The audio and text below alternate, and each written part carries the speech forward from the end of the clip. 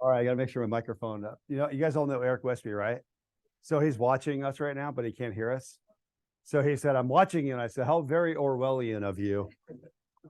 And he said, "Well, I can't hear what you're saying," but he wanted to make sure the camera angle is right. The last time we did this, we attempted to video it, but we only got the audio. But we're going to try to get everything nailed this time. So first, I want to say thank you for the opportunity to come in here today. Who is the person, by the way, on Instagram that asked me if this is going to be a lecture? All right. All right. What did I say? It'll be a conversation. That's exactly what it is. It's an interaction today. So no PowerPoint. So my folks are, who's going through RCA here this past year? Show hands, RCA. Yeah, I recognize a couple of people. I was in this chair. I sat right about over there by that piece of art where you're at, sir.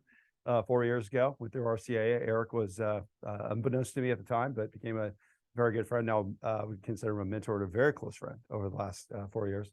So I'm here on Sundays, help pass it forward.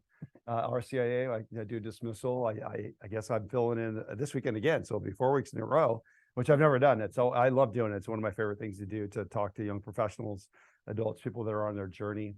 My kids go to St. Teresa. They're in 8th grade and 6th grade. So I split my time between there. I mean, I'm still coaching and doing all the, I guess the daddy stuff over there. And I do my duties at both places. I have a little bit more biasness to this church because this is where my kids were baptized.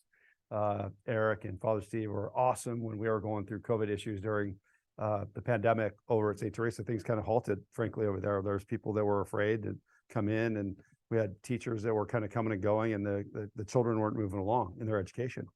And they were pretty much done. They were about to be baptized right before Easter. And I called Eric and Father Steve and I said, my kids are ready to be baptized. I don't know what's going to happen here. He goes, bring them on over. So it was so awesome. Within like 3.5 weeks, we came over. It was the last weekend of May. I don't know if you guys remember, that was the weekend when everybody was freaking out. There was riots going on. They were boarding up the Biltmore. There was a memo that went out to all of us and said, hey, be careful around the church area. We're not sure what's going to go on Camelback. There was a curfew that night by Governor Ducey. That was the night that my kids were baptized. So the world has definitely evolved itself and come around. So it's nice to be back. So let's give ourselves a hand for surviving. Yeah, getting through it. So that's a little history about involvement with the church. I wanted to have this conversation today. I'm going to get a couple gold nuggets out. I call them things that are takeaways, things that you can learn. And I do work in the corporate world. It's kind of like my playground. 100 companies, executive CEOs. I could be on a call with a CEO one moment, a VP of sales the next, and talking to an account management group in Southern California on Zoom with, I had 12 gals. So they're account managers serving biggest accounts. I mean, these are very well-paid people taking care of some big names that you probably know. So I have to always be on my toes. I never going to get any given hour, but when I get this opportunity, when calls me up and goes, hey, what do you think about spending a Friday night with us? To me, it's a no-brainer. It's home. And I was thinking about this, right? I do what's called a life plan. And I'm going to talk to you about this at the end. Goal plan, and it fulfills those things right there. I wrote on the F's.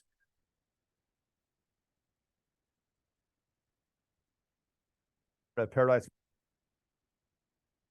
They have an incredible preschool. I love everybody over there. My wife was on the board there for a while, so that was our normal place. And one year, I speak for a living, but I always had this nervousness about getting to a church. Or I made a goal. I always say, if you don't talk about, if you just possibility, you got to write it down. That year, I wrote it down. I wanted to speak in front of the church, so I guess it got out to Dave, he's the preacher there, and hey, I heard through the grapevine that you want to speak in front of the church. And I said, oh, I just wrote that down a month ago. Where'd you hear that from?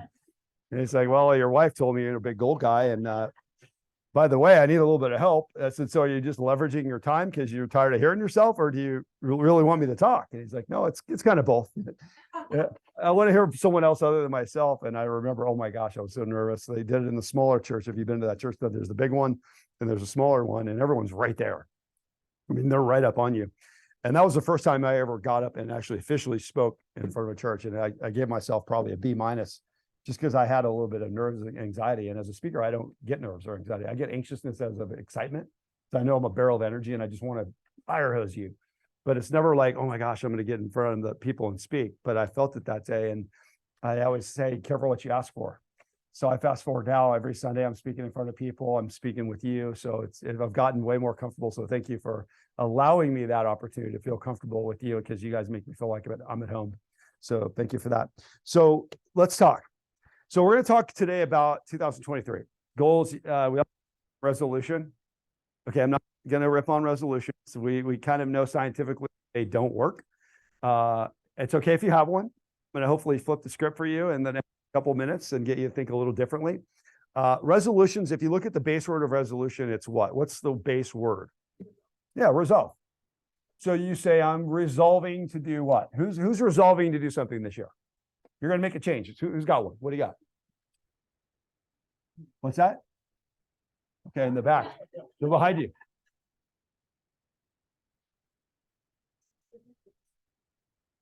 Okay. What? Anybody else? Someone's got to have a good one, like a resolution. What? Establish a monthly budget. Stamp monthly budget. Okay. What else? I know the top one's just macros. Does anybody not know what macros are? It's okay. So it's dietary, right? You have you're measuring almost everything that goes in your body: proteins, fats, grams, calories. The top 3 goals, by the way, are resolutions. Take a wild guess what the number 1 is. Number 1, what's the goal? What's the goal? I want to lose weight. I want to lose weight, number 1. Okay, number 2, same vein, I want to eat healthier, right? I want to get more energy. I want to go to the gym. Top 3 typically are in the weight. The second group, finance. I want to set a budget. I want to pay off debts. I want to refinance my home. I want to sell the home I'm in, whatever it is. I want to buy my first home.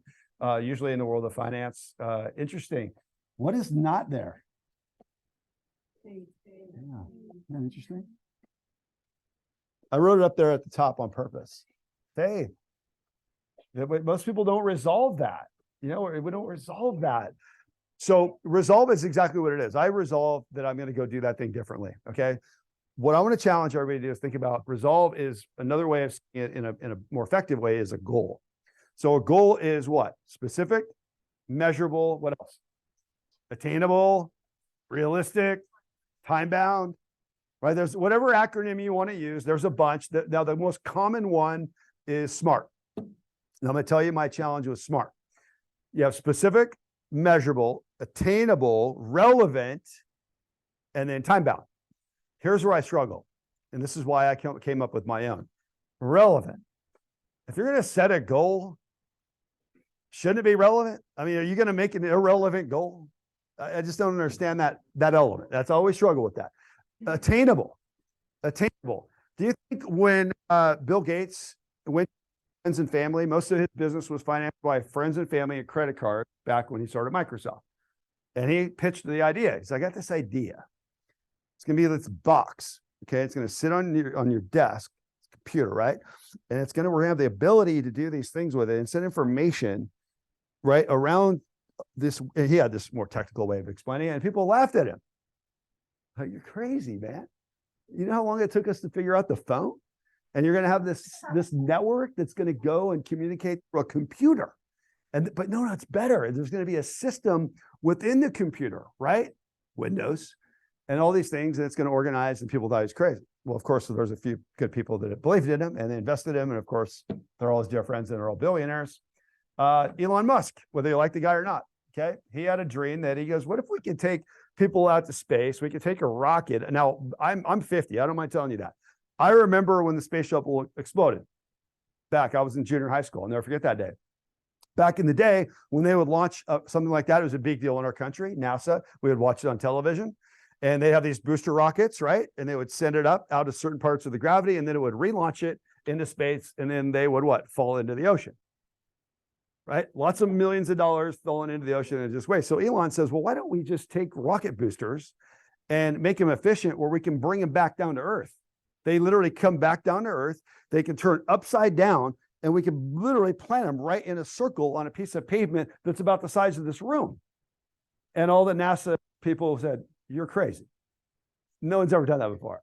You know how much physics is involved with taking a rocket back into the back into the anti-gravity, where gravity's here, but you have to flip it up and let it land right there. Now, has anybody ever seen it happen? You ever watch it? It's amazing.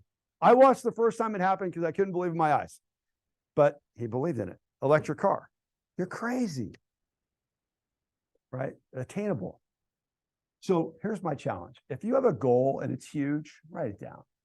You want to write a script? Write the script. You want to write a book? Write it. You want to start a nonprofit? Do it. And even if your friends are going to laugh at you, your parents, your siblings, they're going to naysay you. And they're going to say, you're nuts. You can't do that. Come on. Mom and dad have a path for us. How many times I've heard that? They had a path. Is anybody doing exactly what your mom and dad told you should do when you were a kid? Anybody doing that right now? Anybody? You're doing what mom and dad said to do? What is it? College professor. Okay. Now, let me ask you, what are your parents? College professor. That's right. That's usually how it works. You follow the path because you have it in the lineage, or it's in the family. It's in the genetics, if you will, or it's in the upbringing. It's been beat into your head. Probably knew what books were, classrooms, syllabuses, being in a lecture hall. You probably were a baby. You don't even remember you're probably in lecture halls. And you probably remember your earliest memory, right? Yeah. So that's a rarity. I always call those 1%ers, people that are doing something that they were set out to do because maybe that was their genetic gift. I mean, look at Tiger Woods. Tiger Woods' son, they're saying he's going to be better than him. The genetics kind of play into it a little bit. I mean, a lot, right? So when you grow up on a golf course or in a classroom, you have a certain propensity to want to do that. You follow it. So what I want to challenge you to think about today is if you have a goal, it's specific, it's measurable, and you can date it. SMD, that's it. 3 elements, not 5. Specific, measurable, dated. Now, dated can be whatever you want. I'm going to do it in a year. I want to do it by the time I lie. They call that what, a bucket list item. I'm going to do this before I die. That's fine. If you want to do it by the time the summer hits, I mean, everyone's got this what called cyclical goals. You want to look good in your bikini when the summer hits because the sun changes, right? You have a wedding coming up. You want to lose weight. You want to look good in a dress. I know because I got married 17 years ago and I watched my wife for 90 days obsess about everything that went across her mouth because she wanted to look good in her dress. I get it. Okay. My wife has now had 2 children. She's going to be 50 in February. Now she's on the other side going, gosh, I just wish I had my body back from when I didn't have babies, right? It's cycles. But as long as you're congruent, you guys know that word, congruent, right? Walk your talk, talk your walk. Mind, body, and soul are in complete alignment. It's like in geometry, we learn this. When 2 shapes are completely aligned. When they're completely aligned, they're congruent. They're the same. So that's our goal, is to make our identity and our behavior match. If you have your identity and your behavior match in a day, that's a good day. Because there's going to be times where it just gets a little off. You say something to your spouse that you didn't mean to say. You're like, I didn't mean to say that. Because you're just a little incongruent in that moment. Okay. That's very rare that you have a completely congruent day. You're going to make decisions at a given moment where it's just off. You're going to make a bad decision. You're going to say something you didn't mean to say. You're going to hit the send button. Anybody ever hit that send button where you wish you could take it back? You're like, oh man, how do I get that back in? Right? It happens all the time. We act out of sorts with ourselves sometimes. So I'm going to flip it to you. Here comes the conversation piece. We're on YouTube, by the way. You brought it up. What's your name? Megan. So what do you want to learn? I'm here to help you get to the next level. I'm going to help you. But if there is one thing I can impart to you today, like what's one thing? Get free coaching right now. What's one thing you want to learn? I don't care what it is. What is it? Make a successful blog. A successful blog. Do you blog? I write. Okay. So that's her thing. Now, this could be anything. This could be time management, public speaking. You suck at listening to people, whatever. What do you want to work on? What do you want to work on? What do you want to know? I'm going to help you today. What do you want to know? How can I help you? Okay. How's it going? But you're writing it. It's not here. It's on paper. That's the first start. Yes. Okay. Motivated. So what's going on with that? You're already 2 weeks into the year. You're not motivated? Yeah.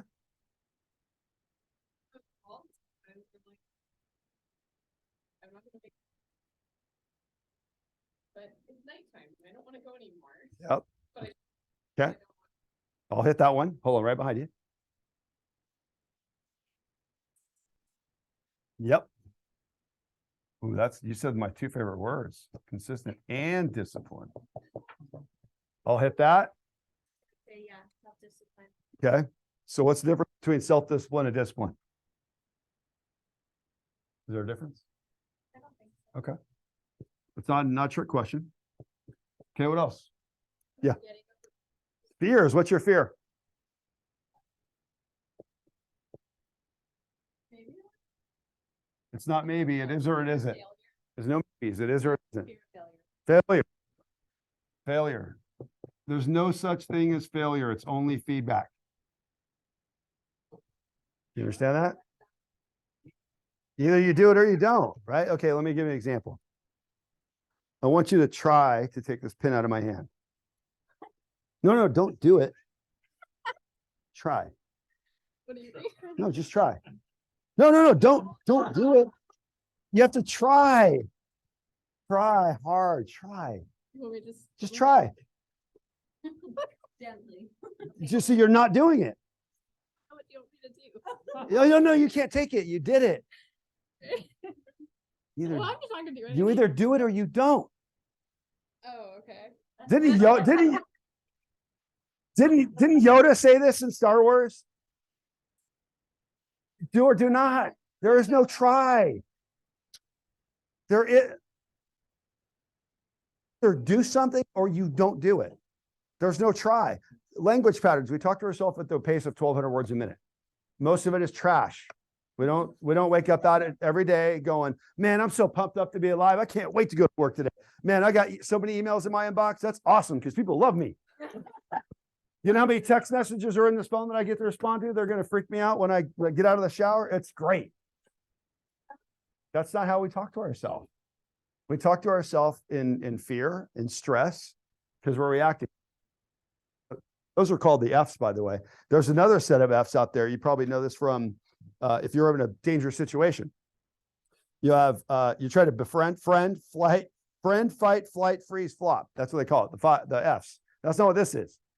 So when you're in a dangerous situation, that's what you try to do. You try to reason, you become their friend, right? And then you get to the next phase. Eventually you get to freeze, and eventually you just give up. You acquiesce. You're like, okay, you got a gun to my head. I guess I'm walking with you, right? Those are the F's. Those are the F's. These are the F's I'm talking about. Fulfillment is like your career, right? What you do for a living. False evidence appearing real. There's no fear. It's either there or it's not, but you perceive it to be. So what you have to do is you have to go do that thing over and over again. Public speaking. If you're afraid of snakes, go play with them. You're afraid of a plane, go get on a few. I'm serious. You have to do things that combat the issue. You can't sit there and rehearse it in your mind's eye. That's only part of it. Repetition is the mother of skill. What's that? Exposure therapy. Exactly. Yeah. Whatever it is. Yep. So failure, there's no such thing as failure. It's only feedback. So we got that one. So false evidence appearing real. False evidence appearing. We got that one. All right. So motivated. I'm imagining this one's probably a big one for a lot of people. Show of hands. Stay motivated. Okay. So what creates the derail? When you get demotivated? What happens? Somebody walk me through your pattern. Like what? Sitting on the couch watching a show. Yeah. What shows are you watching? Chosen. Versus like prayer or journaling or meditation. Yeah. Okay. No judgment. This is curiosity zone. Okay. We all do. Totally get it. I get it. What were you gonna say, Megan? Oh, dangerous. Anybody do that? Facebook, phone scroll. Not good. By the way, don't take my word for it. There's many articles about how dangerous social media is, not just for our kids, but for us. When we see something, we see it, we can't undo it. It's like you can't put the genie back in the bottle. You went to high school with that kid, and that kid acts like he's doing so great, but he's not. He's got his little car in the background, or he's on a boat, right? Or he's in some fake background or whatever. It's just fake. They're fronting, they're just trying to be someone they're not. That's why you just don't even look at it. Just avert your eyes. Do things that are going to fulfill that time. Okay. So motivate. I'm going to hit this. The reason why most people don't stay in the motivation zone, and hear me out, this is important. It's because the purpose is not strong enough. If the purpose is strong enough, the will is strong, the why is there, the motivation will be there. Promise you. If you get kicked out of your house, okay, and you have a family, you have kids, like I have 2 kids. I own my house, but let's say I rent it. And the landlord says, Mike, we're going to raise your rent twice and you can't afford it and you're out on the street. And I'm looking at my money inflow and I'm looking at my bills. I'm going, what am I going to do? What am I going to do? I'm going to figure it out. That's what moms and dads do. We're protectors of our children. That's my number one job on this planet outside of being a Christian, is to take care of my family and my friends and this shell I was given, my body, right? So we'll figure it out. What do they say? From necessity, genius comes. When you got to figure it out, you will, because the purpose is strong now. There's something where you have to do it. Something is at stake, S-A-S. When something at stake, you do it. The challenge is when you're just kind of meandering, and I mean this, I'm not calling you out, but since you said it, you're kind of meandering or you're floating. The pain is not really high and the pleasure is not too high. I call it 0 to 10. 10 is pleasure, 5 is comfortable, and 0 is pain. You're in a 5 zone. 5's deadly place because you're really comfortable. Sometimes you got to lose your job. One of my gals today, I coach her. She's an executive out of Chicago. She's been struggling with this position. She's a high-level salespeople. They're starting to make some cuts. They're trying to, micromanage her, and she's a veteran. She's in her 50s. She's been around the way. She's a 6-figure income earner, and we knew this was probably coming because she's on this PIP, Performance Enhancement Program, or whatever the heck they call it. I think that's stupid, but PIP. So she's on this thing, you got to turn your business around in 90 days or else. So she got the call today and she sent me a text and she goes, we need to chat. She goes, and she wrote on the text, I'm free. I thought she meant I'm free, like I'm free to chat. So I called her, hey, what's up, Lisa? She's like, I'm free. And I'm like, I know, that's why I called you. She's like, no, I'm free. I got fired. And I'm like, yeah, you're smiling through the phone. This is good, right? Because you hated the job. They were pushing you out anyway. So we had this conversation. She's other things that she's been being wooed by other people. So she's got a job. Trust me, she's fine. But she had this passion, this dream for this project that she's want to work on. That's a nonprofit that empowers women, which is incredible. I could tell you about that offline later, but it's amazing. And I told her after I got the phone, I said, Lisa, I'm proud of you. Number 1, and 2, congratulations. Your day in your life just started. You don't have a job. J-O-B, just over broke. You understand what I mean by that? We all have jobs. I get it. Okay, but when you think of it as a job, it's a mindset. Yeah, I got a job. When you're really excited about something because it's a great company, like, oh my gosh, I wanted this job. I'm going to be an IT coder for Google. Oh my gosh, this is what I wanted out of college. That's not exactly a job. Like, that's a pretty cool job. High paying, good exposure, great benefits, right? A lot of networking you can do. Probably have that on your resume. Probably go anywhere you want. You got that on your resume. It's not exactly a job, even though technically it's a job, right? So when you think about these F's right here, I want you to be thinking about this year, 23. What are the goals that you're going to set? Not resolutions, goals, specific measurable goals in each of these categories. And you got to write this stuff down. That's why I'm a big fan of a journal. This is one of mine. I have many. I have a moleskin that's in my bag. You can get it at Barnes & Noble. They have a whole moleskin rack at Barnes & Noble. They're $15. And you just start getting friendly with the journal. Start writing stuff down. Get it out of your head. That is not going to write itself. That is definitely not going to write itself, right? I mean, you have a blog. Well, I shouldn't say anymore. Now they have AI. It can write itself. Trust me, I know. I was messing with my website last night. I wrote 2 blogs, but I didn't even write anything. The technology is called Jasper. If you haven't seen it, Jasper AI. Yeah, it's crazy. You can literally tell it what to do and then tell it with keywords. You put your own little flavor in there, like you write, you hit send, generate, and it generates a blog. Question? Just curious, what techniques have you seen for journaling helps the people that you work with stick with it and like journal well? Yeah, so journaling is not diary. Okay, diary, I get this one a lot. It's not, dear diary, hey, today is Monday and today sucked because I didn't get any sleep last night. And that's not what it is. It's a capture mechanism. It's something you keep close to you at all times. So when you're in a meeting, you take notes. When I'm on a phone call, like today, I was on all these Zoom calls, I'm taking notes. When I have a thought about something, I'll flip the page to a blank page. I put my initials on the top, which means personal entry. And I always date the page and I just scribble. I'll just say, I had a random thought today about something. Boom, boom, boom. So it's just keeping it close to you where you're capturing thoughts. That's all it is. That's where I think it jams people up. They're like, Mike, do you journal every day? First of all, I don't journal. I keep a journal nearby so I can capture my thoughts. I don't sit with it every day at 5 o'clock and write, Dear Mike. That's a diary. No, that's okay. I mean, kids are taught to do this in school. My kids do it at St. Teresa. They have a journal, like a little black and white notebooks, the Meads, right? And they write in it. That's good. My kids are learning how to get their thoughts out of their head and talk about how they feel and what'd you do on vacation. So they're learning at a very young age how to do that. But the way I teach it is you just have the journal as a mechanism to capture close by. So you carry it with you everywhere you go. I carry this one and my other one go into mass with me. I mean, I wrote notes right here. I went to 2 masses this week, not because I'm proud of myself, but I had to. I was doing RCIA here and I had to, my son does altar server at St. Teresa. So I'm with him for an hour. So Father Parks over there, we had the Epiphany of the Lord this week. You know, the Magi of the East, 3 wise men show up. You know, they give the gifts, gold, you know, frankincense, myrrh, if you guys, you know, didn't hear it this week. And they talked about truth. That was one of the topics that Father Parks talked about, truth, in his homily. And he said, you know, isn't it interesting about truth? Like when you really know the truth, it's powerful. Like you know it, you feel it, but it also makes people uncomfortable.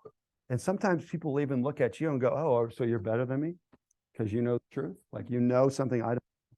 No, man, I just know my truth. Like, I believe in my God. I believe in Jesus Christ. I believe in my church. That's my truth. So you're better than me. I didn't say that. I didn't say that at all, but that's what you think because that's what we do in our society. You know what I mean? When you have a really strong, powerful belief in truth in something and you talk to someone about it, there's this tinge of like discomfort. Like, wow, you know something I don't. Okay. And you probably know a lot of stuff I don't. That's your truth. You know, that's just it's a belief, right? It's interesting. I was actually, I pulled this up actually right after I prayed in the church before I came in here. I pulled this up to reiterate because I forgot my other notes. The word belief, when the word belief first came about way back, the definition was trust in God. That was the definition, trust in God. And then as it evolved, they would juxtapose the word faith. Faith meant loyalty to a person based on a promise or a duty. That's what faith was. This was like way back, early centuries, right? And then in the 14th century, it evolved itself. Faith became a religious term. 14th century. And then in the 16th century, belief evolved itself into mental acceptance of something that's true. So they flip-flop. Originally, belief was this is the belief in God. And faith was something about loyal to people that they accept. And then as the centuries came on, it flipped to, well, belief is kind of like something we all do, it has nothing to do with religion, right? But faith is religion. So I found that interesting because I use the word belief a lot because beliefs drive behaviors. This is not a faith thing. Beliefs drive behaviors. If you believe that waking up early gives you energy, you'll probably wake up early. If you believe that writing that book is going to influence millions of lives, you'll write. If you believe your blog is going to influence people in a positive way and it gets people to talk and emote, and you can feel the people on the other side of it, not haters, but people you inspire, you feel the love of it, and you see a post that's loving, you're going to want to write another one because you're touching people. The belief now is, wow, people are watching what I'm writing. This is pretty cool. So if I commit myself to a blog, a book, or whatever it is, and I see the benefit and the outreach of it, the belief starts to shift in a strengthening way. So now you start writing more. I've been there. I've written 3 books. After I've written, I find times where I don't want to see a journal page. I don't want to write. I don't want to see Word documents. I don't want to write anything because I'm just written out. We've all been there. Writer's block, call it what you will. But when I get back to it, I'm in it right now. I'm in a flow right now. This last month I've been writing a lot. I've been doing a lot of video, writing content, writing my blogs last night. And when I get away from it, it's a bummer because it's not, you know what I'm not? I'm motivated because I got away from my purpose. I got away from the reason why I started doing it in the first place.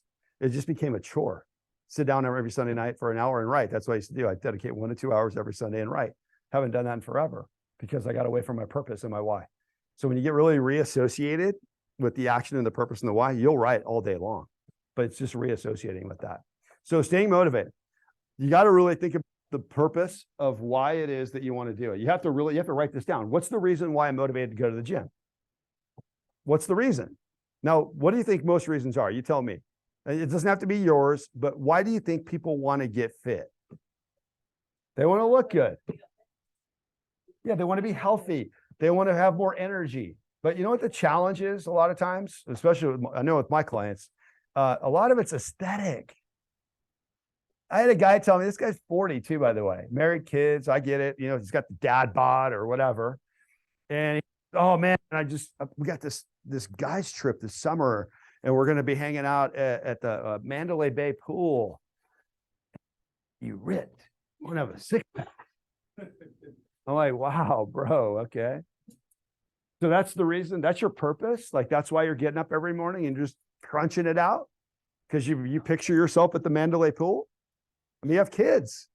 What about your kids? I mean, what about having energy for those guys? Does that matter? Oh man, no, man. Six-pack, got to have the pool. Okay. It's usually something like that. Okay. That's, hey, whatever. Hey, no judgment. If that's what's getting the guy out of bed at 5 o'clock because he pictures himself at the Mandalay pool with a six-pack, God bless him. Okay. But it's digging a little deeper than that, right? We're trying to figure out what, like for me, turning 50, you know, didn't wake me up, but it hit me a little bit. I'm like, you know, my kids are 14 and 11. Here's how much more time I have with them before they go off to college. That started hitting me more and more at 48, 49, now 50. Kid, my Rhett's going to go, you know, knock on wood, he gets into Brophy, he goes to Brophy. He's got 4 more years before he goes off to college. I'm literally like counting days now. You get the goosebumps, I tell you that. I literally am counting days. And not because I want him out. I'm serious. I count every day because I'm like, you know, you only have this many days left, man. Today counts. Today counts. So we just, sometimes I was like that. I remember when he was born, I remember when he was 4, I'm like, oh, got 15 years before he goes away. It's gone. Right? We all have these things that happen in our life, you know, whether people or friendships or families, but I only want you to think about these. And I want you to think about what could be your purpose underneath each of these. When you think about your faith, why do you go to church? Why do I go to mass? Why is my family important? These may seem like obvious, but they're really not. You got to go below the surface and say, what's the driving force for my faith? The driving force for fun and leisure. This is one thing that we all got away from, unfortunately, COVID. Do you remember those days, like in April, May, June of 20? When you like instinctively woke up and you're like going to get up and you're going to go to your coffee shop and you're going to, oh yeah, I'm not doing that. My coffee shop's closed down. Can't go to the gym. Can't go to the gym. Can't go to my coffee shop. Where am I going to go? I'm going to stay at home, buddy. Your kids are home. They're homeschooled. They're upstairs on their Zooms. And I remember after like the 3rd week, I'm like, this is not meant to be. This is not life. We are human beings. Human beings. Human is the skin bag we live in. This being is how we show up. We be. You know who we be?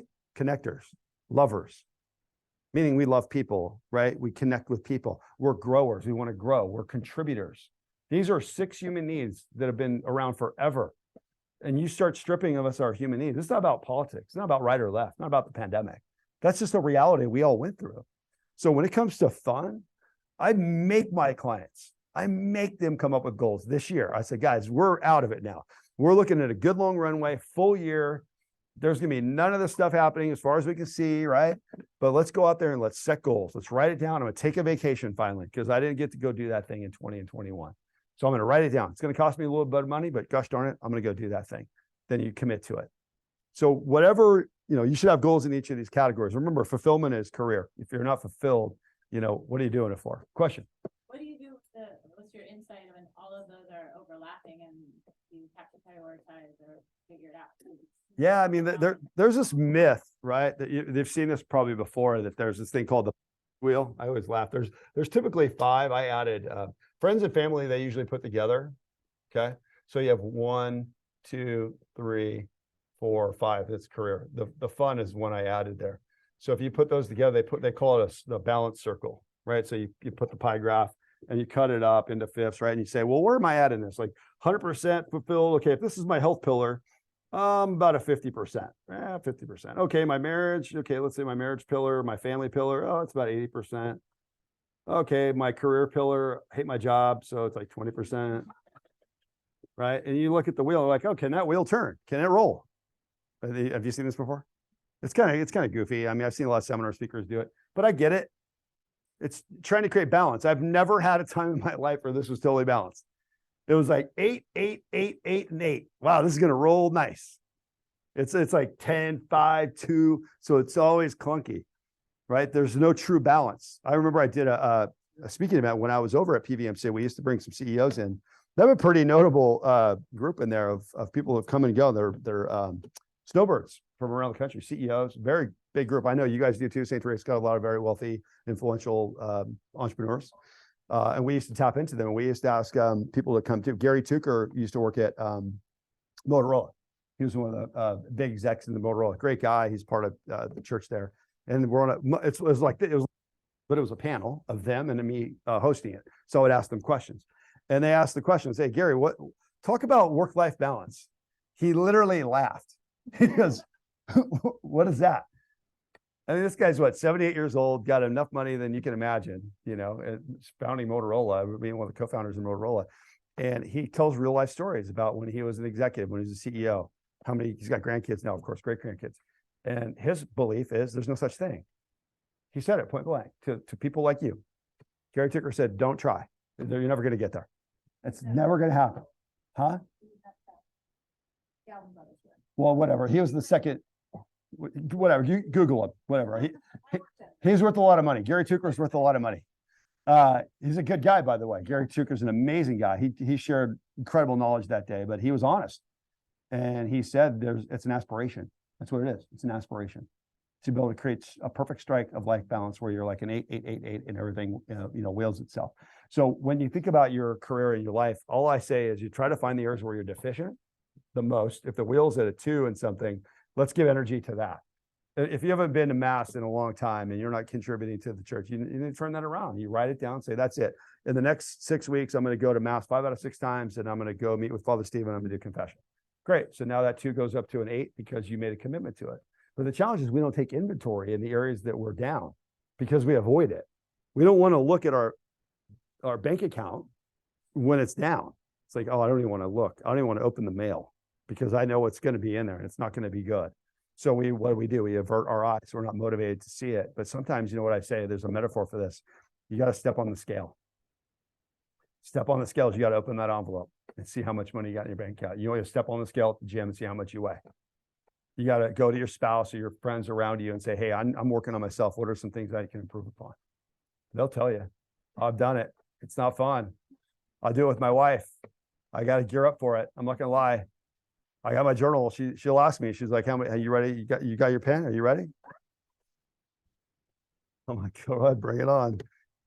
But that's how you get better. You identify the areas where you're deficient and you give energy to those in small chunks. You're not going to turn around in a year, but you just take it 1 week at a time. And that's how you eventually strike balance. So I think Gary Tucker's point is well taken. It's an aspiration. We all strive for it. Question. What's that? Oh yeah, no, we don't. We do. The answer is yes, but we have an understanding. I don't coach my wife. She doesn't lawyer me. She's a judge, by the way. She's always right, according to her. So, but that's our household. It works. We've known each other for 20 plus years, been married for 17, and we get each other. We knew each other in our early 20s. Like we're kids. We literally grew up together in a way. So when we get into those kind of situations, do we have our situations when we were, 8, 9, 10, 11 years? Of course.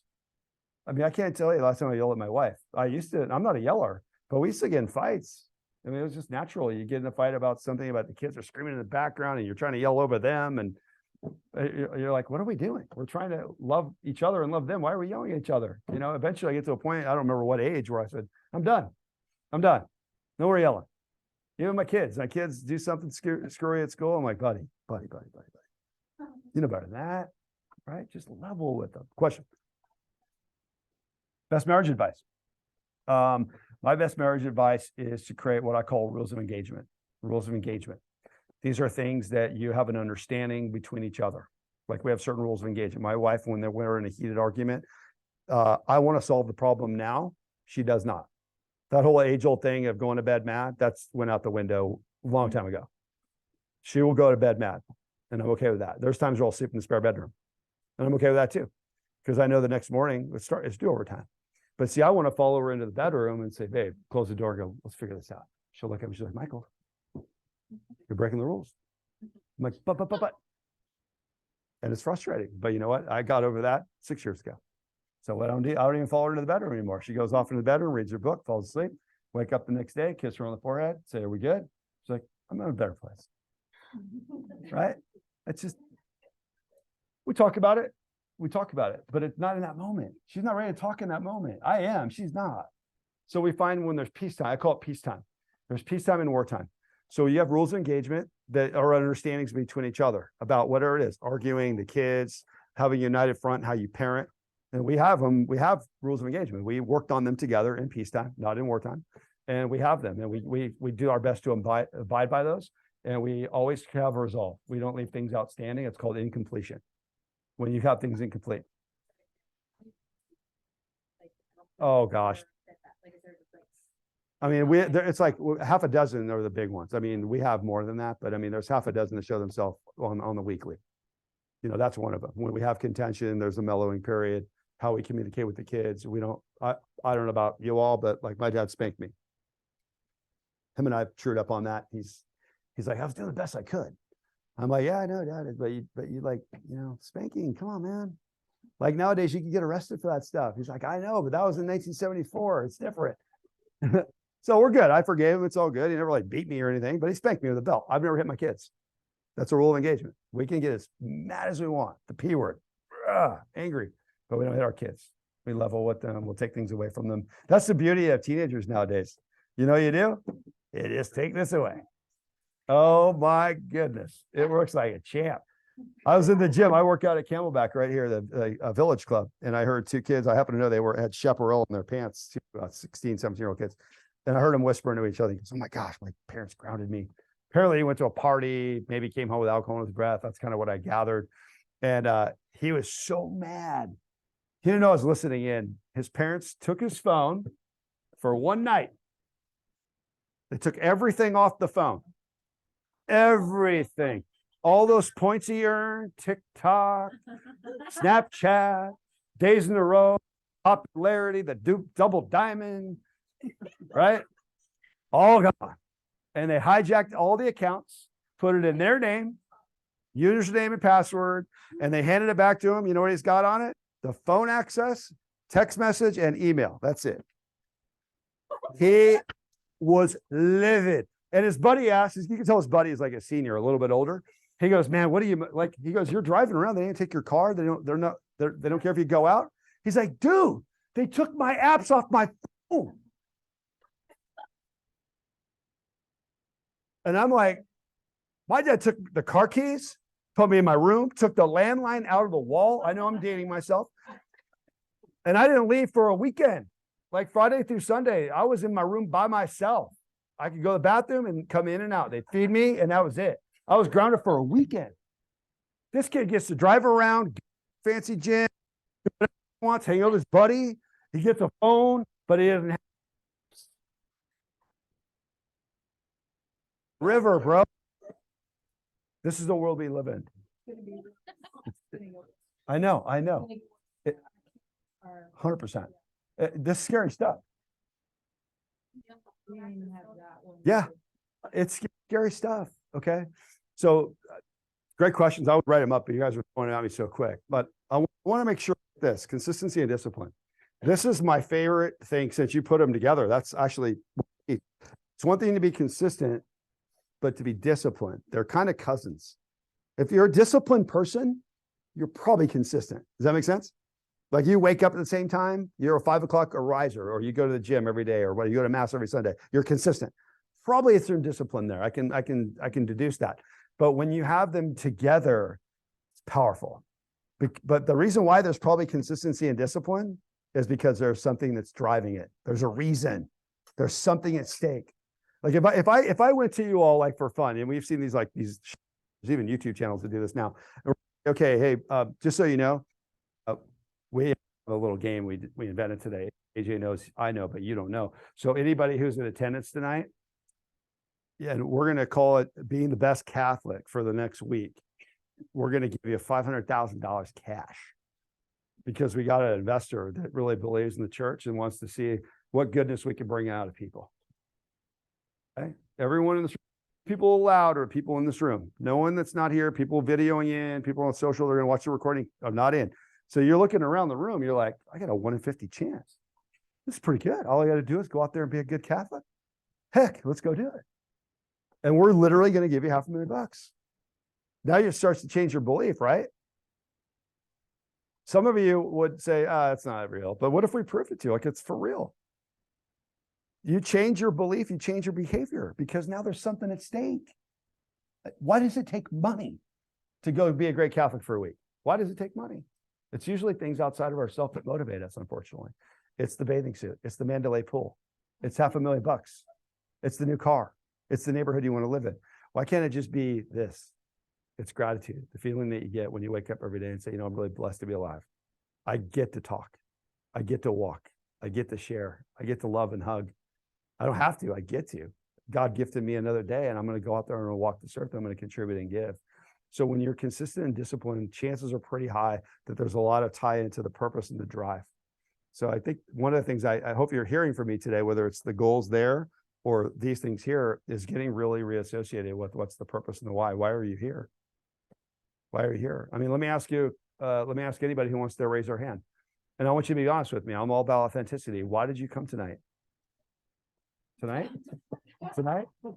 Tonight you came for money? Huh? Tipped off and $500,000. Okay. Yeah. Okay. Why'd you come? Kind of like what you said. I feel like I'm writing that 5 right now. Just most of these dimensions and stuff. I feel like you gotta try to find, like, when you do it, you're like, why am I doing it? Yeah. Just trying to find some way to find that why. Yeah. That gives you that focus centered, Yeah. because otherwise you're just kind of like wandering around. I'll give you a tip. This is where you usually will find it. And I mean this. It's what keeps you up at night. Like, you can't go to bed because you're thinking about this thing. Whatever it is. It could be a person, it could be a project. Like, you guys have a project, right? That's project based. It keeps you up at night. You lose sleep, you literally go to bed and you dream about it. So your subconscious brain, your unconscious brain is all on autopilot while you're sleeping, and it's still thinking about it. You're literally dreaming about it. That means it's really on your mind. Okay, it's somewhere in there, or it stresses you way out. Like, you get up in the morning and you can't go back to bed because this thing's really on your mind. Those three are those are prompts. They're like little hints. Those are God winks. God's winking on you right there at midnight, going, buddy, I'm planting this in your head right now for a reason. I want you to get out of the bed, pull out the damn journal, and write that thing down, because I'm putting this in your brain. This is something going on here.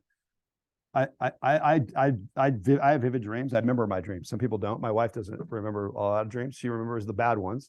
I dream in color. It seems weird. I asked my wife the other day, because I don't know if you know this is a thing. When you dream and you remember your dreams, who are you in the dream?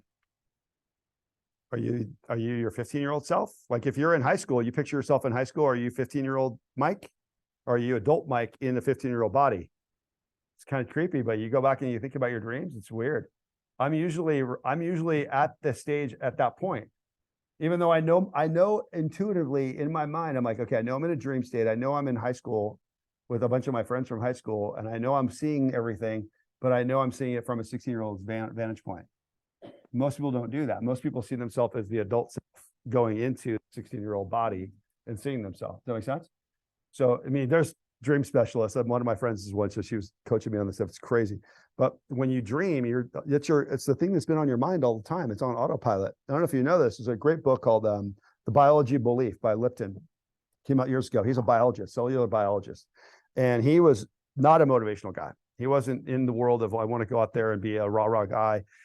He's a doctor. He's a scientist. But he was really intrigued by how the cellular body reacts to certain things in the outer world. So simply put, now I know it's hard for me to say this, but let's put the religion over here for 1 second, because remember, he's a scientist. I don't know what his religious belief is. Lipton, I imagine, from what I read in the book, he might be Jewish. I'm not sure, but there's a foreword in the book.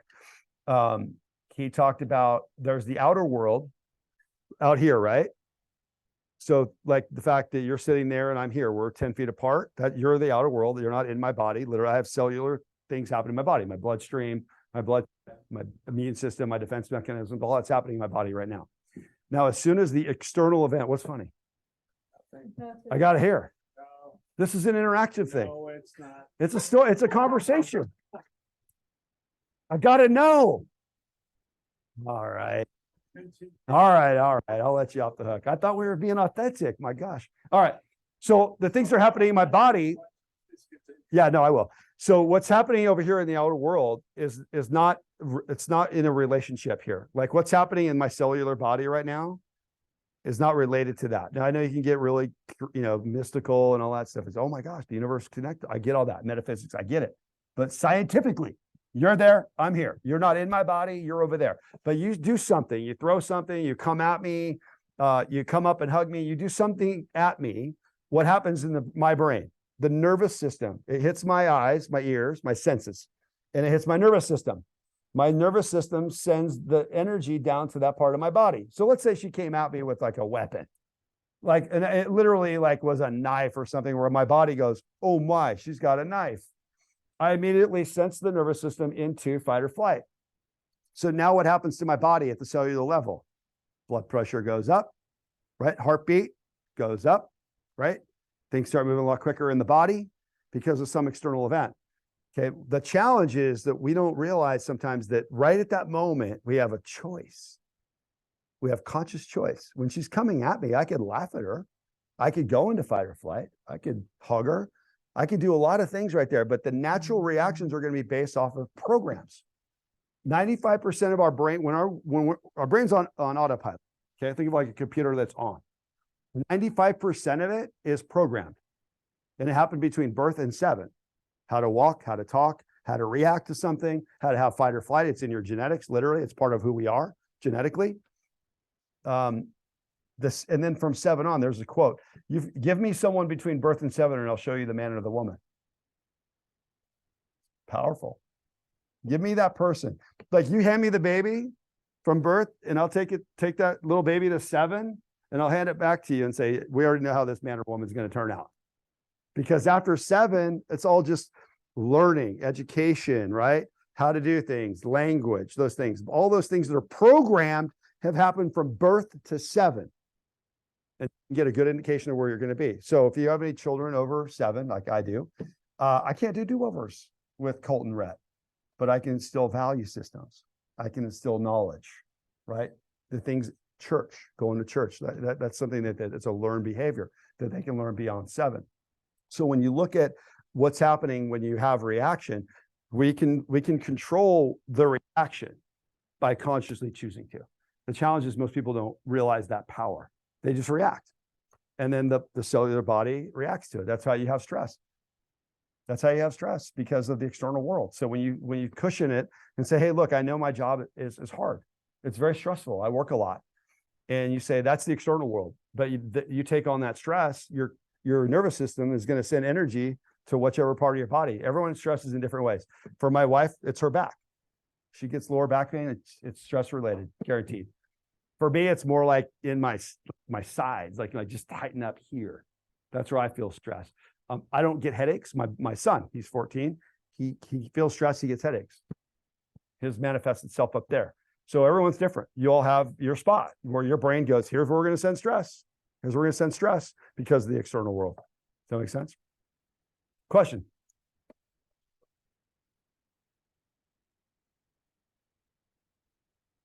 Yeah, so good question. Good question. So I use Google is what I use. Does anybody use Google Calendar? Outlook? What else do you use? Besides Google Outlook, who else uses something else? Paper. Paper? Yeah, nothing wrong with that. Right here, I mean, I use certain things on paper too. Okay, so here's the thing. When you have a system, don't change it. If it's working for you, great. I happen to use Google.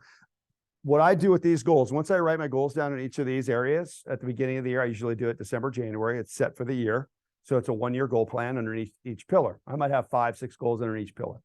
And then what I do is every Sunday night, I look at it for half hour, 20 minutes. I've got it down pretty good. We used to call it the power hour.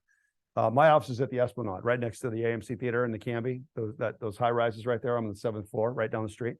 I have my own office, so I'll go up there on Sunday nights often. No one's around. It's quiet. I can put on my music, motivate myself, kind of feel the vibe, right? But I look at my goal plan and I ask myself this one simple question. What am I absolutely committed to doing this week to get one step closer?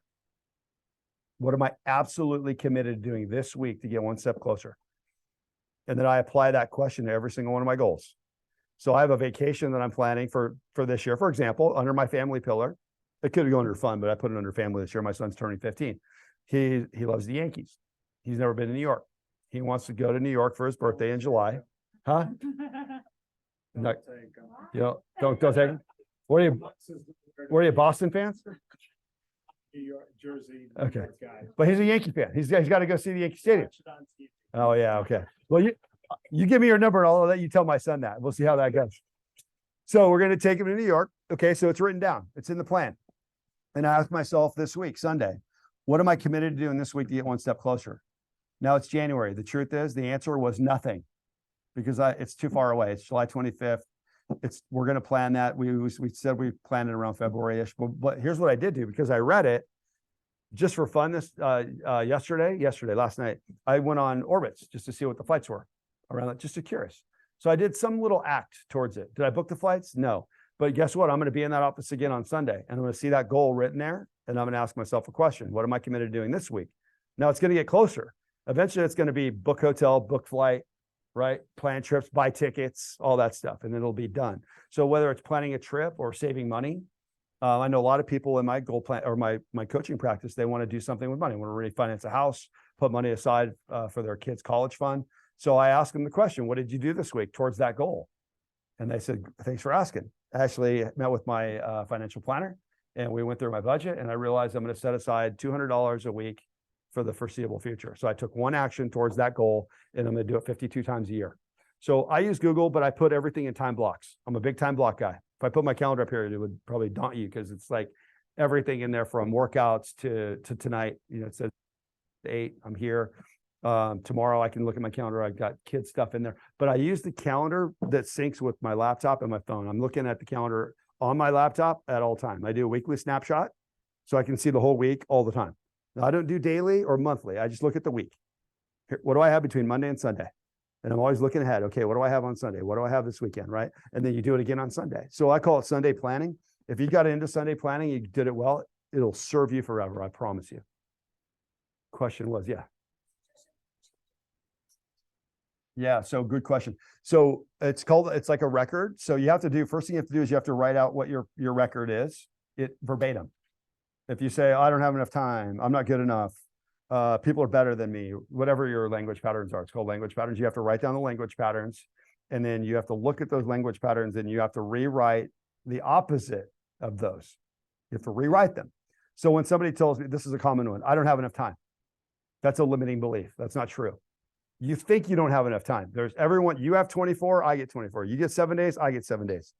The president of the United States, have you ever seen the time of any president? There's a book on this. The president schedules. Can you imagine? I mean, I do things in what I call 15-minute chunks. I'll do 15-minute chunks, sometimes a half hour. It's very rare that I'll set aside an hour for like even writing in a blog. I'll do a half-hour blog writing. It won't be an hour, very rarely. So I do 15-minute chunks. Presidents of the United States, guess what their chunks are? 5 minutes. Can you imagine how many, we'll do the math, how many 5-minute chunks are in a 24-hour period? I mean, Joe Biden, like the guy or not, he's old. And you know what? He's still moving around. You know how hard that is?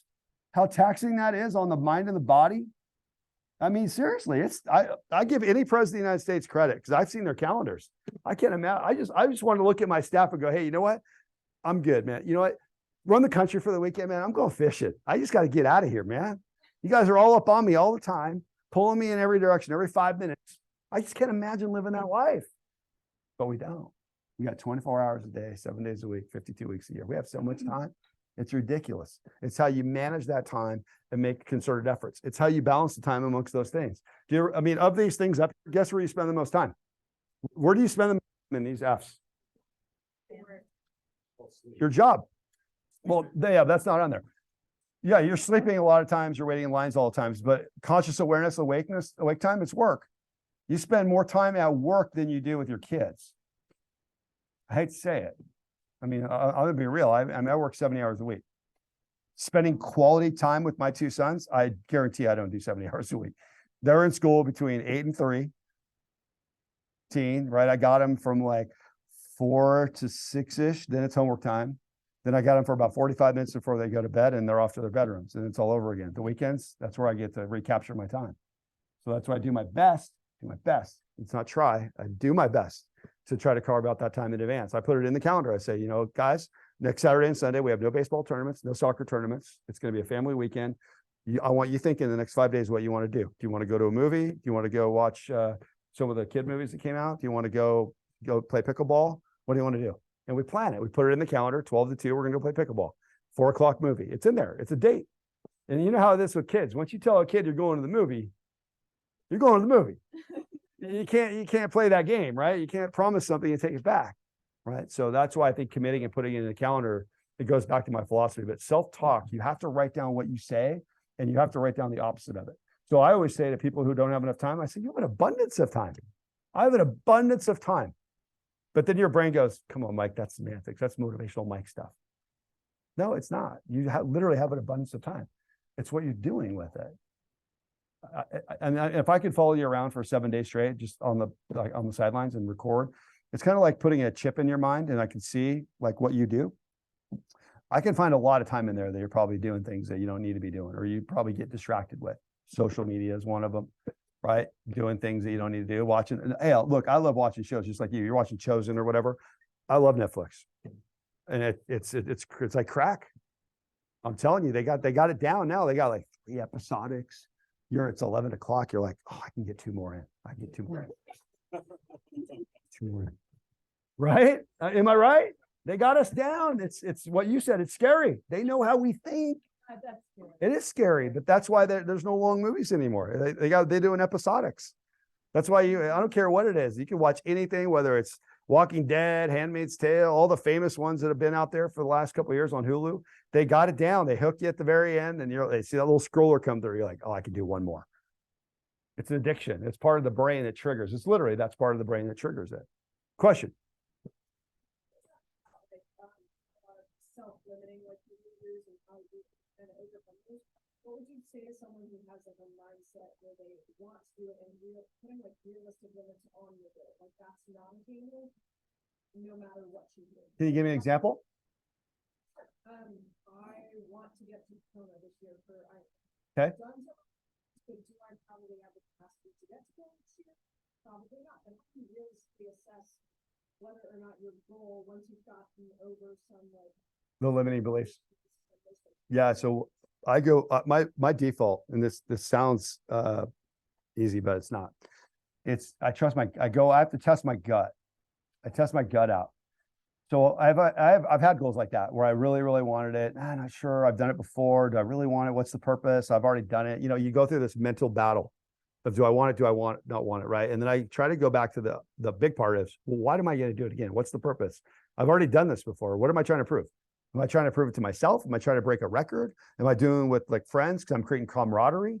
I don't know what's the reason why you're doing it, right? Then once you go through that checkbox and you're still in that angst where you're going back and forth, then you go to your gut and say, what's your gut tell you? I ask my clients that all the time. What's your gut tell you? And they always answer. And the answer is usually the answer. So if I was coaching you like one-to-one, I would let you talk it out. I'd listen for your limiting beliefs. I'd listen for your self-talk. I would ask you probative questions, both sides, the good and the bad, probe out the purpose. And if we're still at a standoff, I'd say, what's your gut telling you right now? Your face would literally tell me. It would smile, the eyebrows would go up. You would do this whole hem and haw thing, so your physiology is very indicative of what you're going through. That's why I say the power of questions, when you learn the power of questions, like the psychology of it, it's so unfair. It's so unfair because I got you. I know what I'm going to ask you. You don't know what's coming, right? So if I ask, let's see, I'll give an example. Let's go in the back. So you guys turn around real quick. I'm going to show you something. Can I use you for a second? What's your name? Andrew. Okay. I want you to pay attention to his face. Okay. Pay attention. Okay. I'm looking for certain things. I'm going to tell you what it is in a minute, but I want you to tell me what you pick up when I ask you this question. Now, we didn't plant this, did we? Okay. Great. The American flag. You got it in your head? The American flag. That's the question. What color is the top stripe? Are you sure? How positive are you? Okay. Do you believe him? Yes or no? Raise your hand. Do you believe him? Do you believe him? Why do you believe him? What tipped him off? He did not even hesitate. He didn't even hesitate. Did his eyebrows go up? Nope. Did his eyeballs move? Nope. What color is it? Red. It's red. Okay, you ready for the next question? Lock in, lock in, lock in. Ready for this one? Okay. Your bedroom you grew up in. Remember that? Remember the bedroom? Okay, did you have your own bedroom? Did you share, you shared a bedroom? How many people were in the bedroom? Okay. How many years did you spend in that particular bedroom that you're picturing in your mind's eye? 5 years? Okay. The door to the bedroom, how did it open?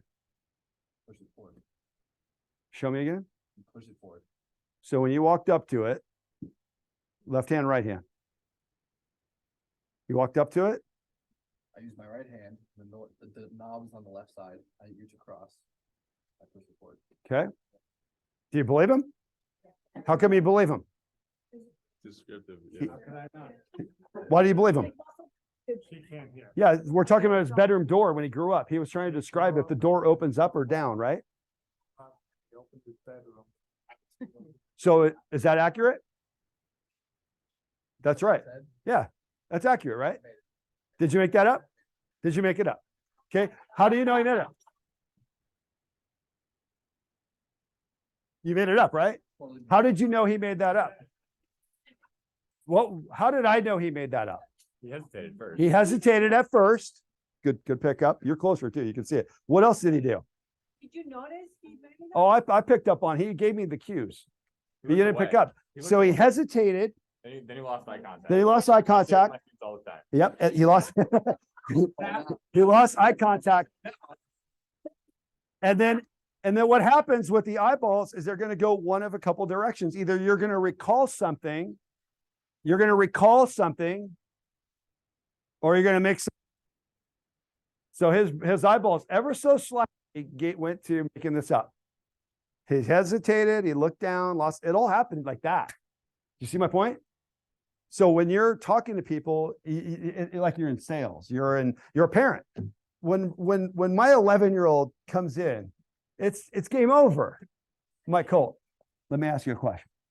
He knows this one. Oh, here comes. Dad's good. He's doing the pre-frame. Let me ask you a question. Let me ask you a question, buddy. Did you put your clothes up in the closet? No, you didn't. Get up there and do it. He didn't even have to answer. Okay, that one split second, because what are we doing? Our physiology is giving off these tells. This is programming. This is subconscious brain, right? So when next time you're interacting with people, I want you to pay attention to their eyes. That's all you gotta look for is tension. Now, if we want to get really hypothetical, I can ask him like 5 more questions and we can get into his breathing patterns in his here. I'm serious.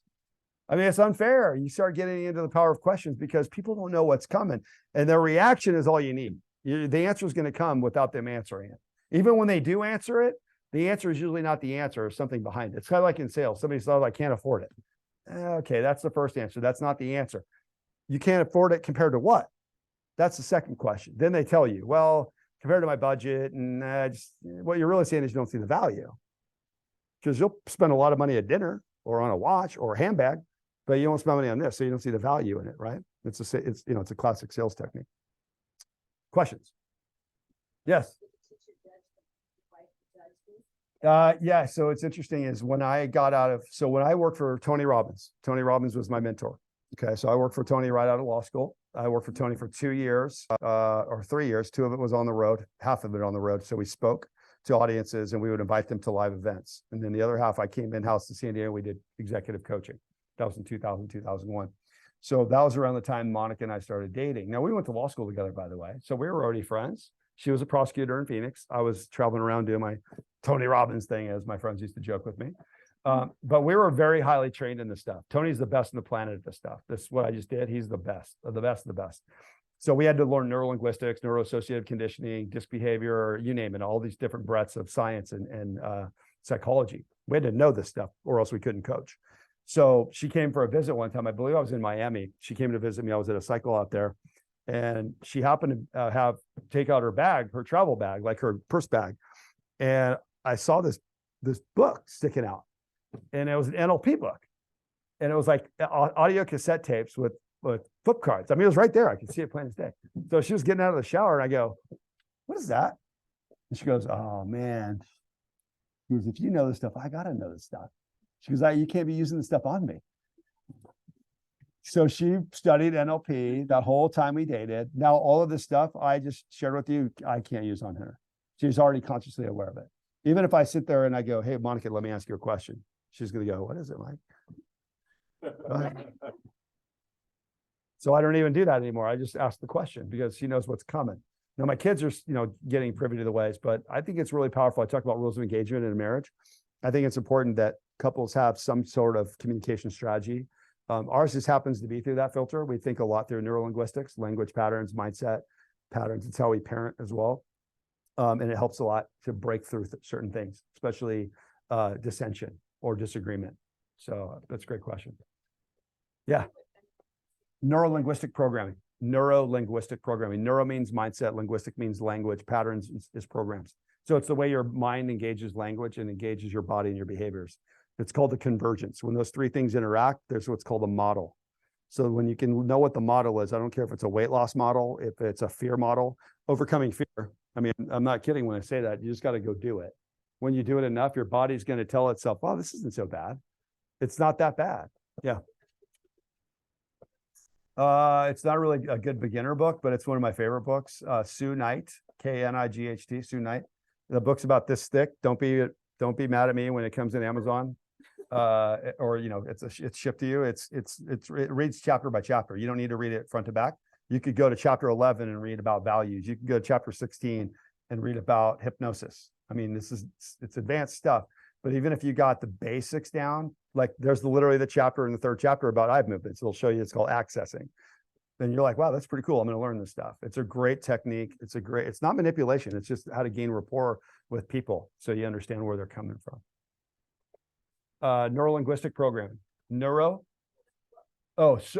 Knight, Knight, and it's called NLP at Work. NLP at Work. I think she's in her 5th edition.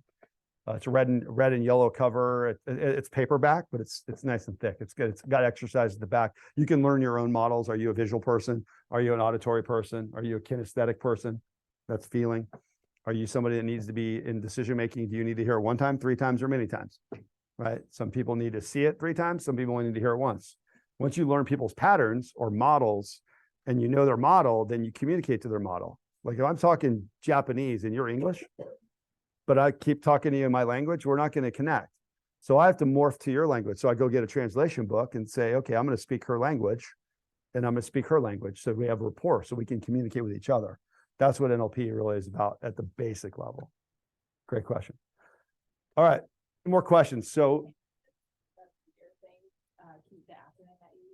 false evidence appearing real. There's a lot of them out there. That's the one I use, false evidence appearing real.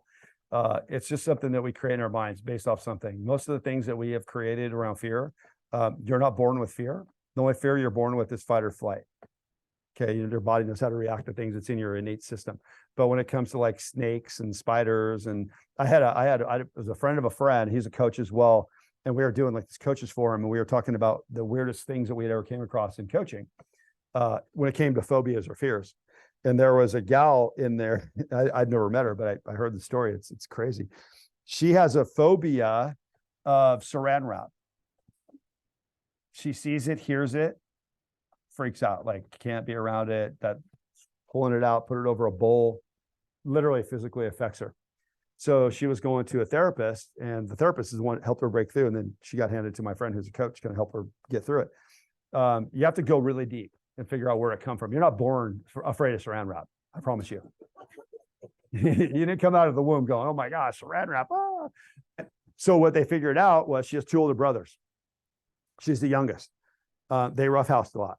They fought, picked, whatever. And this therapist was able to, through timeline therapy and hypnosis, able to bring her back to a place where she actually remembered when she was 5, when her brothers literally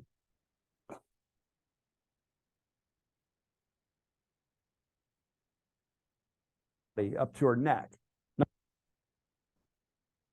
To be constrained myself. I don't probably freak. I see some of your reactions.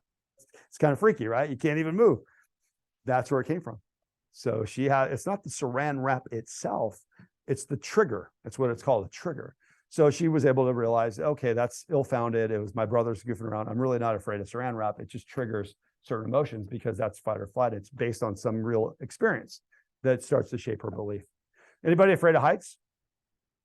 Who's got a really crazy fear? Who's got a really crazy one? Clouds? Are you afraid of them? Clowns. Oh, clowns. That's duh. Who likes clowns? It's not me personally, but I would rate to not do MRI. Helped out to get in there. He had certain medication. We got him in there though. He had to have a shoulder repair on both arms separately.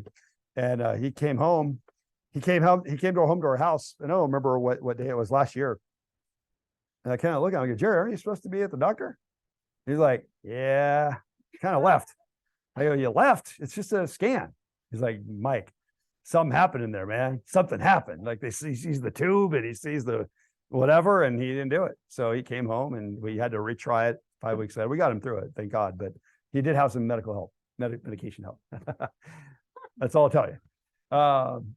Any other questions? Cool. So with these, everyone's got something like this, right? A blog, a book, a nonprofit, a job. Okay. What I always say is create a plan. You have to have a written plan and you detail it out. You chunk it backwards. You say every week, I'm going to write X amount of pages. When I wrote my books, I had a word count that I wanted to do every week. So I would always check in. So if I missed a week, then I had to double up the next week. That's how I wrote books. Blogs, I do blogs based off time. I don't base it off space or time. I'll do like once a week. That's 2 weeks worth of blogs that I wrote last night because I was in the zone. So I like to find when you're in a good state of whatever. If you're creating a business plan for a nonprofit and you're feeling it, go bury yourself in a coffee shop, listen to music and let it flow. You're in a peak state. When you're in a peak state, some people's at peak state is at 6 a.m. when no one's around. It's quiet. It's dark. Some people it's at night. It's quiet and ends at night. I don't. Clock to midnight is my time where I start to flow. So whatever your flow state is, get into your flow state and just create. Remember that I said those patterns between birth and 7, 95% that I said, that's the program. 5% is the creative brain. I left that part out, 5%. So we got to tap into that. We all have it. We just got to tap into it more often. Question. Oh, the cold plunge? I do. And the reason why I'm fortunate because the Village Club in town is one of the only clubs in town that actually has it. It's a city code ordinance thing, I was told. Even the female locker room doesn't have it because the female locker room was built right when the city changed the laws around those things. I don't know if they're a fire hazard or what, but the only way you can really have them anymore is you have to buy them and you have to have them in your own home. So if you go to any of the clubs around town, any of the Village clubs, the only one that has a true cold plunge is the one over on Guinea. So that's my club. So I go in there in the morning, do the cold plunge. It's only 2 minutes. You're in there for 2 minutes, 38 degrees. I mean, it shocks your system. Yeah. No, my buddy lives in Texas. He's got, right now it's warming up a little bit. He's at a farm and he goes out there. He's got those big bins. He's got one that he made into a cold plunge. He's got the ones for the horses or whatever, but he just had an old one that he created. That's his cold plunge. He put it on Instagram. I was cracking up. Great. A lot. I mean, it's good for joint recovery. It's blood flow. I mean, you're like all of a sudden it's just like shocks your system. Some people do them after work.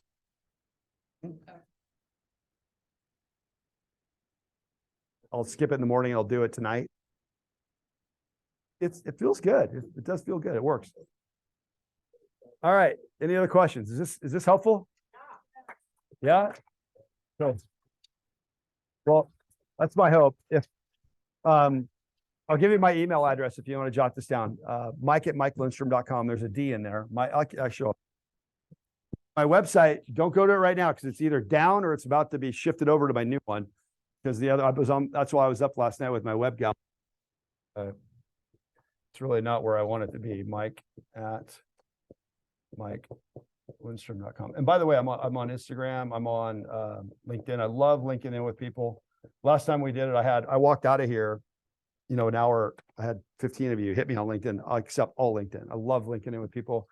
I can see what you do. Where do you work? How can I help you? I mean, we may have friends in common. That's the beauty of IG and LinkedIn. Like, oh my gosh, we have 10 friends in common. Didn't even know that. So I love connecting with everybody, especially in the community like this. I love to help you. And I mean that. I know I get paid to coach and all that stuff. And you're like, oh yeah, it's too much money. I don't come into this environment to pitch things. I come in here to give. This is my duty to my church, right? To God, to give back and to contribute. And I knew that was going to be my thing when I hit, later in life, which 50 is. The next half of my life is all about contribution and giving even more. I've always done it, but it's like a really driving force for me. So when I get a phone call that say, hey man, can you come in? Let's do it. I'd come in every Friday if I could, just come in here and just chit chat with you guys and talk about life. That's where you get the juice, the purpose of life comes from within. So thank you so much. I appreciate your time, and God bless, and we'll see you next time. Thank you. You want to close it out? Appreciate it, bro. Yeah, thanks, man. No doubt, man. Appreciate it. All right, man. Let's give Mike one more round of applause. Thank you. Yeah, man, like I really appreciate you coming through. I'm sure all of us do, just dropping that knowledge. And like I'll just kind of confirm that, like he really is like really open to that. He is like a resource. He does want to help. Like, hey Mike, you grab coffee. Yeah, dude. I even got one of these. I was like, dude, what type of? He's like, yeah, I got it from Staples, whatever. I got one. I'm like, okay, I'm doing it. I'm doing whatever. He did. He definitely did. But yeah. So I mean, and that's what it's all about. Like, if when you know something, no matter what it is, like we may say, oh Mike, like he knows this, whatever. And it's like, and that's true. Like it's about outsourcing things. If you know someone who knows something. But I mean, if you know something, if you have some type of knowledge about something that you may know, like my boy Nathan right here, he works on Volkswagens. Like he just built one up from the ground. Like his boy has a junkyard. He chops them up and makes them. Like he knows about Volkswagens. And it's like, a lot of us have these different gifts and talents and skill sets that we can really like share with people. And it's like, that's what it's about. When you have knowledge, you share that. Somebody comes to you, it's not about hoarding it, and I ask some questions about it just because I'm like interested in it. But like, just like I ask my questions, and I ask anybody questions. It's like, but I mean, I know a little something myself, and like somebody comes to me, I'm not gonna be like, oh no, like this is my knowledge. You have to, it's like, no, bro, like share. You know what I'm saying? Like that's how we uplift ourselves and those around us and make the world a better place, starting with ourselves and our community and whatnot. So thanks again, Mike. Just a quick something. We have our next one in Wisdom will be next month.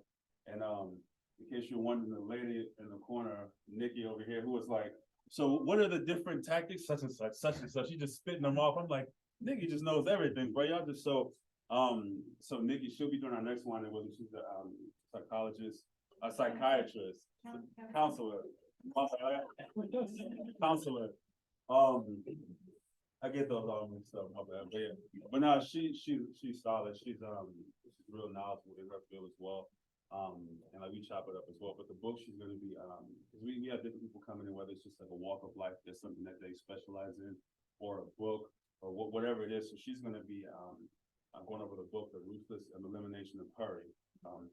And that's a really good one. One of our other speakers last semester mentioned it, and she's read it cover to cover a few times, and but it's a really good one, I think, just to kind of curve off the next month. Like we have we start our year strong. We want to do this, that, and the other. It's like, oh, I gotta do this, and then we sometimes get behind, and it's just like, sometimes it's just about like, eliminate that hurry by taking practical steps that she's gonna hit on, and also that Mike hit on. It's like, dude, like just order it out and make your time work for you. Don't let your day just hit you, and you're just like, oh, you know what I'm saying? Get up on it, have your schedule, do what you gotta do. You know what I'm saying? And don't let hurry hit you. Don't let the day hit you. You hit the day. So, so that'll be next. What did we say? February 24th. That's right. Friday, February 24th. Same time, same place. Definitely come through. We'll be posting that on Instagram. STA_young adult. If you all on Instagram, feel free to follow and stay in the loop as well. So yeah, let's go ahead and end in a prayer in the name of the Father and of the Son and the Holy Spirit. Heavenly Father, we thank you for this night, coming through and blessing us. We ask that you allow what we learn to really just permeate and come into our beings and whatever it is that you would have us to really take away from the Lord, we ask that you help us to just really soak that in and put it into practice, help those around us, and starting with ourselves, and just help us, lead us, guide us, and be with us, Lord. Watch over us and protect us and keep us safe as we travel home and until we meet again. In Jesus' name we pray, amen. In the name of the Father, Son, and Holy Spirit. Also, next Friday,